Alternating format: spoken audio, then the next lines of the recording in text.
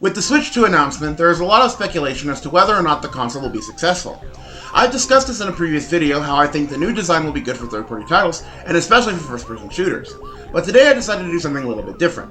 My friend Colin Lack, whose channel you can find on the link in the description, posted a video the other day arguing that there are 6 possible reasons the Switch 2 could fail. So I felt it necessary as a massive Switch and Nintendo fan to discuss the 5 reasons I think the Switch 2 can succeed. Firstly, I think the backwards compatibility is going to be a huge driving force for sales for the Switch 2 in the future, especially if older Switch 1 titles get some minor graphical and performance increases in line with the Switch 2's new hardware. I think being able to take just the Switch 2 to play all my Switch games on the go is a massive plus, and just what Nintendo needed to do to easily transition Switch owners into comfortably and reliably supporting the new system. This in general is a very good move for Nintendo overall, because for people like me especially who love taking their Switch to doctor's appointments and bus rides in general, having the ability to play all the new games eventually coming out for the Switch, along with my old favorites like Metroid Dread, Pokemon Scarlet, and others, will make a seamless transition between the two consoles, and make it to where even though we're progressing to the new generation, we're not leaving the old one behind. This is very similar to a feeling I had when Nintendo announced that the Wii would be backwards compatible with the GameCube. Secondly, I think a major bonus Nintendo could do to add value to the Switch would be to give it a fully functional web browser, similar to its compatriots, the Xbox and PS5. While this isn't strictly necessary, I think it would be an excellent addition to the new hardware.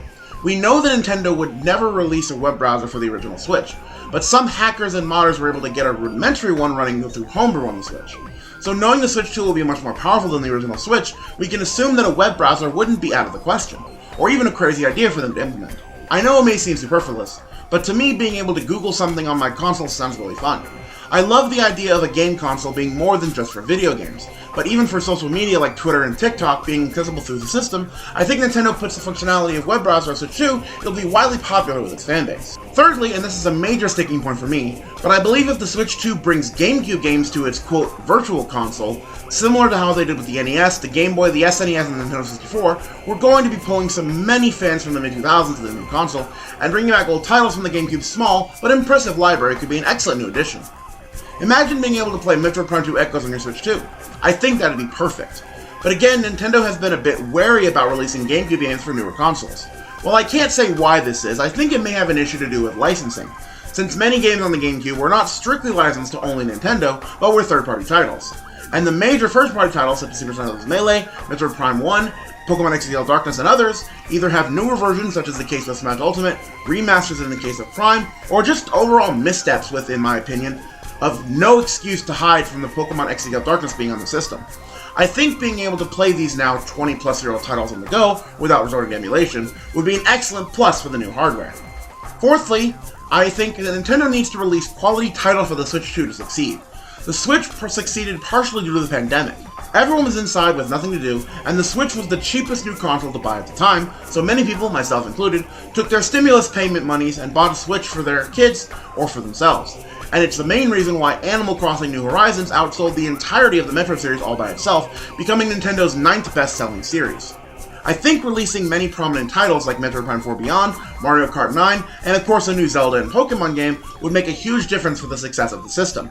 I think it's simply a matter of them being smart about what games they produce. Nintendo knows what its fans want. It knows what sells, and I think that being tactical about this and pouring all the effort they can into new titles will influence buyers to adopt the new system. And my last point, third-party compatibility.